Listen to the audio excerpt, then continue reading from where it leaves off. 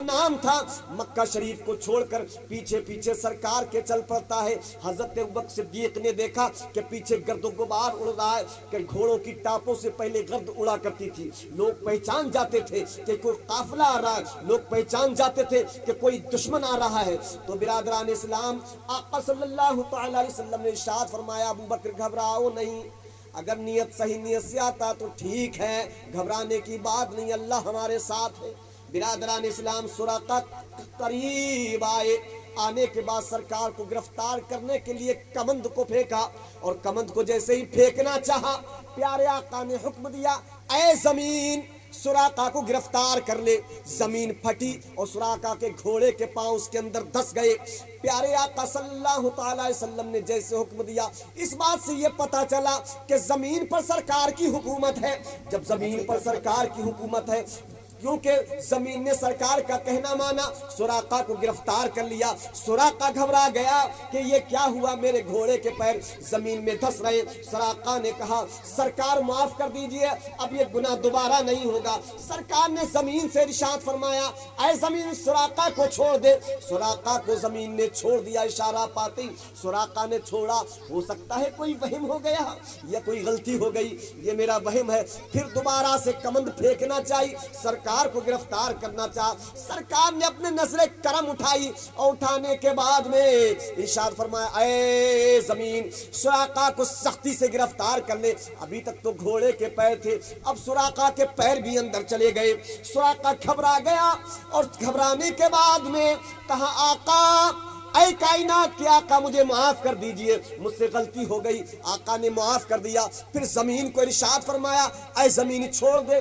जमीन ने छोड़ दिया। इसी तरह से 3 बार हुआ, और 3 बार होने के बाद में तीसरी मर्तबा जब सुराका ने सोचा कि मैं फिर से गिरफ्तार करूं, अब सुराका जमीन के अंदर आधा धस गया। और धसने के बाद में आका ने इरशाद फरमाया, जब जमीन ने गिरफ्त कर लिया, अगर आका रोकते नहीं तो जमीन के अंदर धसता चला जाता। लेकिन बिरादरान इस्लाम, उसने गलती की माफी मांगी, और मांगने के बाद सरकार ने फिर इरशाद फरमाया, ऐ जमीन सुराका को छोड़ दे। तो देखिए इस हदीस से क्या साबित हुआ कि जमीन पर आका की हुकूमत है, और आका ने ये करके दिखाया। तो बिरादरान इस्लाम, अब सुराका जब जमीन पर सामने मौजूद हुए, और मौजूद होने के बाद में आका ने इरशाद फरमाया, ऐ सुराका, मैं देख रहा हूं एक जमाना ऐसा आएगा, तेरे बाजू पर सोने के कंगन बांधे जाएंगे। क्योंकि अब आका इरशाद फरमा रहे हैं कि ऐ सुराका, तेरी उम्र इतनी लंबी हो जाएगी, जमाने अबू बकर आएगा, जमाने फारूक आएगा, फारूकी जमाने में ईरान फतह होगा, और जब ईरान फतह होगा उसमें तुम जाओगे। अभी सुराका मुसलमान नहीं हुए, लेकिन आका इरशाद फरमाते हैं, जब तुम जाओगे माल का खजाना मिलेगा, मुल्क फतह हो जाएगा, तो उस वक्त हज़रत उमर फारूक आजम तुम्हारे बाजू पर सोने का कंगन पहनाएंगे। तो आका यानी गुजरी हुई आने वाले जमाने की बात बता रहे हैं कि ऐसा 40 साल के बाद में ऐसा होगा, ऐसा होगा 40 साल के बाद में। क्योंकि हजरत अबू बकर का जमाना आएगा, फिर हजरत उमर फारूक आजम का जमाना आएगा तुम्हारे हाथ पर। तो इससे ये बात सरकार ने फरमाया कि तुम मुसलमान भी हो जाओगे, अभी मुसलमान नहीं हुए, और सहाबी बन जाओगे, और तुम्हारे हाथ में जबकि और किसी के लिए सोना पहनना क्या है, अंगूठी, सोना चांदी सब हराम है। सिर्फ एक अंगूठी चांदी की, उसके अलावा सब हराम है। जितने हाथ में अंगूठी पहनी जाती है, जितने हाथ में कोई चीज गले में चैन पहनी जाती है, ये इतना हिस्सा जो है जहन्नम में जाएगा। तो लड़की वालों को चाहिए कि अपने दामाद को सोने की अंगूठी ना दे, बल्कि उसकी उंगली जो है जिसमें पहनी जाएगी वो जहन्नम में जाएगी, बचाने वाला कोई नहीं होगा, गुनाहगार उसका खुसरे भी होगा।